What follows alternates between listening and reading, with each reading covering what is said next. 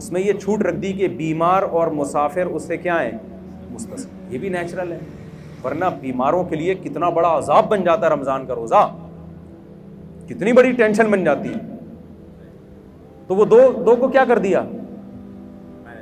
कि खारिज कर दिया, आसान रखा उसमें। लेकिन खूब समझ लें, अल्लाह के अहकाम आसान तो होते हैं लेकिन उसमें लचक नहीं होती। मिसाल के तौर पर वुज़ू के लिए पानी नहीं है तो तयम्मुम करना पड़ेगा आपको। ऐसा नहीं हो सकता कि आप कहें कि यार चलो वुज़ू के लिए पानी जब है ही नहीं तो तयम्मुम में 2 दफ़ा हाथ ही मिट्टी में मारना है, छोड़ो ऐसे ही नमाज़ पढ़ लो। आप कुछ भी करेंगे ऐसे नमाज आपकी कबूल नहीं होगी। और ये भी नहीं हो सकता कि यार चलो छोड़ दो, आज छोड़ने का ऑप्शन भी नहीं है।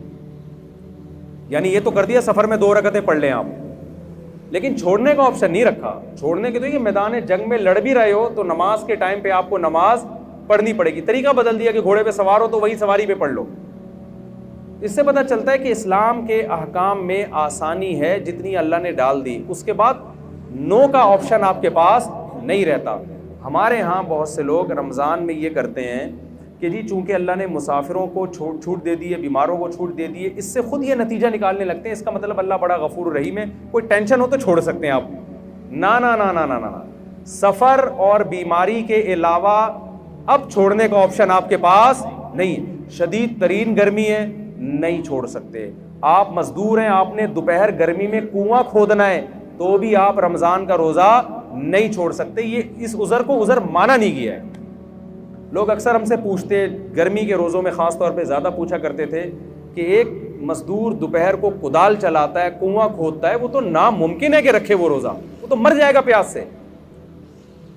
मैं उससे कहता था भाई ये चूँकि मेरा मज़हब मैं बनाए हुआ दीन तो है नहीं, होता तो असम्बलियों में तो कानून हो जाता है ना कि यार ये थोड़ी पब्लिक को टेंशन हो रही है। देखो रसूलुल्लाह सल्लल्लाहु अलैहि वसल्लम के दौर में खातून आई, उन्होंने किया कि यार रसूलल्लाह मेरे शौहर ने मुझे एक ऐसे अल्फाज बोले हैं जिससे ज़माने जाहिलियत में ये समझा जाता था कि तलाक हो गई है, हालांकि वो ऐसा नहीं था, ज़िहार जिसे कहते हैं। तो नबी सल्लल्लाहु अलैहि वसल्लम ने फरमाया मैं तुम्हारे लिए कोई रुख्सत नहीं पाता, तलाक हो गई है, बीवी हराम हो गई है ना।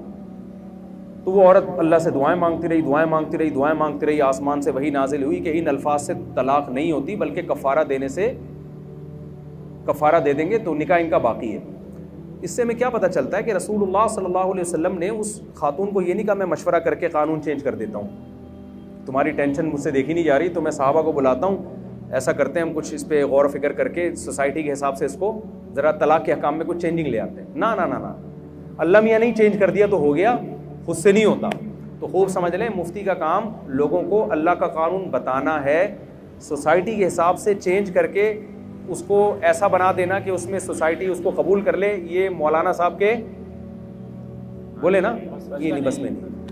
लोग हमसे पूछते हैं ना 3-3 तलाक़ें देके बहुत पूछ रहे थे, कोई गुंजाइश नहीं कहते भाई हमें तो, वो रो रहे होते हैं, बिलक रहे होते हैं, भाई हमारा तो हम तो पैगाम पहुंचा देंगे, अल्लाह मियाँ ने जब ऑप्शन रखा ही नहीं है तो हम क्या करें। आप अभी अल्लाह मियाँ से जाके लड़ लेना क़यामत के दिन।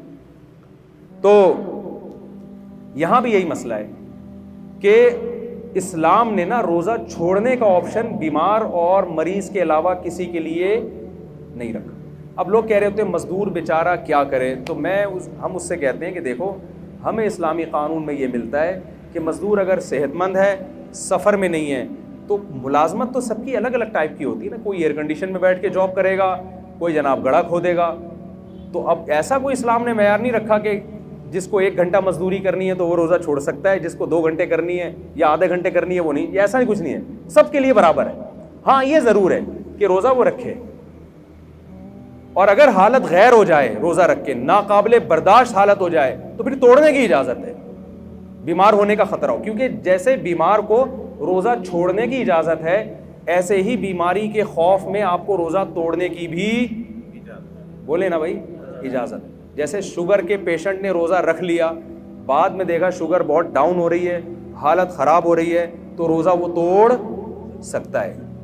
तो अब ये शुगर के साथ ख़ास नहीं है, मज़दूर को अगर ये ख़तरा हो गया कि मुझे प्यास और इतनी ज़्यादा लग रही है कि मैंने अगर रोज़ा नहीं तोड़ा तो मैं बेहोश हो जाऊँगा या खुदा न ख्वास्ता मर जाऊँगा या मेरे शुगर लेवल डाउन होगा जिससे कोई भी बीमारी होने का ख़तरा है, तो जब उसका ये ख्याल और गालिब गुमान हो कि ऐसा हो जाएगा, तो ऐसी कंडीशन में इस्लाम उसको रोज़ा तोड़ने की इजाज़त देता है। तो उलमा कहते हैं जो कोयले की कान में काम करते हैं ना, रोजाना रोजा रखेंगे और रोजाना हालत गैर होने पर रोजा तोड़ेंगे, क्योंकि छोड़ने की दलील नहीं है, तोड़ने की है।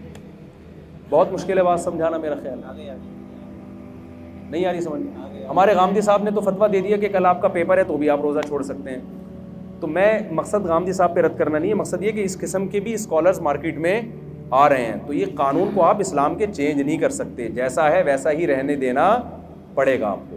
तो आपके पास गर्मी की शिद्दत की वजह से, जॉब की वजह से, पढ़ाई की वजह से, पेपर की वजह से रोज़ा छोड़ने का ऑप्शन नहीं है, और तोड़ने का भी पेपर की वजह से नहीं है, तोड़ने का बीमारी की वजह से है। समझ में आ रही बात की नहीं आ रही?